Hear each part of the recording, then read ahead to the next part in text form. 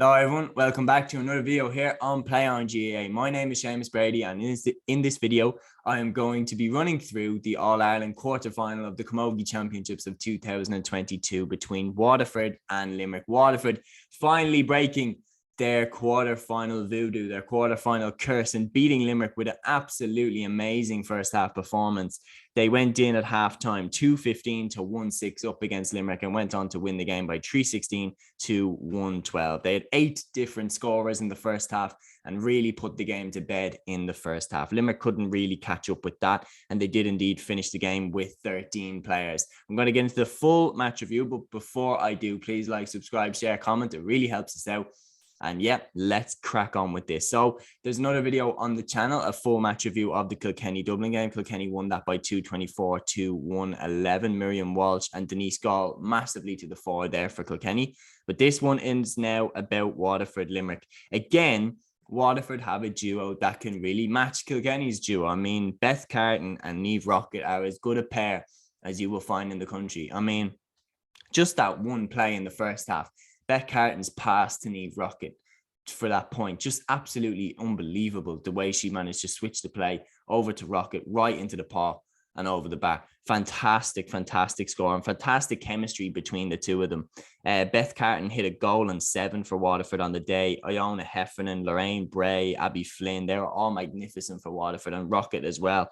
It only took 3.5 minutes for Rockett to get her first goal of the day. Of course, the pass came from none other than Beth Carton, setting it right up for Niamh Rockett, who buried it in the back of the Limerick net. After 10 minutes, Waterford already had 1-8 on the board with 5 different scorers. They exploded out of the traps.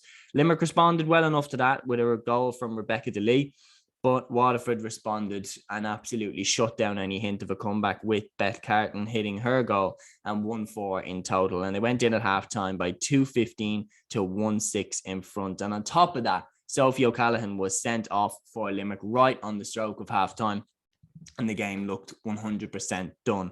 In the 42nd minute, it was 100% done. Niamh Rockett buries in her second goal, and yeah, Waterford kind of coasted home to victory. But the one thing that is probably concerning from a Waterford perspective is they were amazing in the first half. Absolutely amazing. Probably the best half performance of the weekend.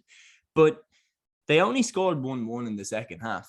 They only scored 1-1 in the second half, and Limerick scored 6 points. So there is this kind of, did they take their foot off the gas because they knew that they were coasting home, or did they run out of steam? Because that is concerning. Going in against Cork, who are such a seasoned team, they were a hair's breadth away from the All-Ireland last year. When Katrina Mackin got that goal in the final last year, I thought Cork were going to win.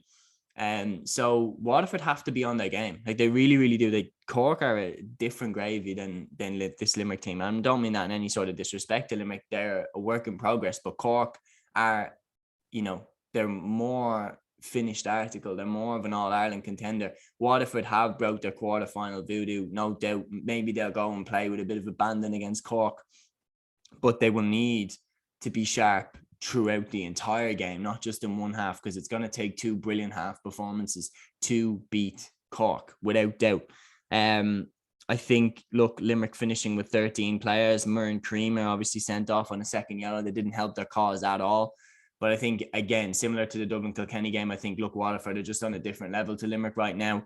The chemistry, the performances from the likes of Carton, Heffernan, Rockett, Bray, Flynn, like, they were just on that next level to Limerick. And going into this semi-final now against Cork on the 23rd of July, they'll be very confident, because this is a Cork team now that are All-Ireland contenders, but they fell short at the final stage now in the last couple of years. So they'll be very confident that maybe they can turn them over. Maybe this is a Cork team that obviously Curran, who was there last year with them, he's no longer there with them, and it's a side that maybe is on a bit of unstable ice right now. So Waterford will go into this and say, look, we got nothing to lose.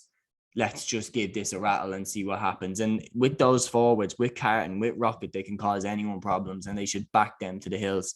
In the other game, of course, there was the relegation playoff. Clare survived in the senior championship for another year, beating Offaly by 6-10 to 113. Niamh O'Dea, Emer Kelly, Chloe Morey to the fore.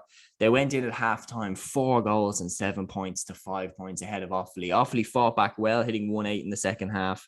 But I mean, the goals Goals win games, and Clare hit 6 of them. And if you're going to concede 6 goals, you don't deserve to win the game. And Clare win the game and stay in the senior championship for another season. And yeah, they deserved it 100% in this game.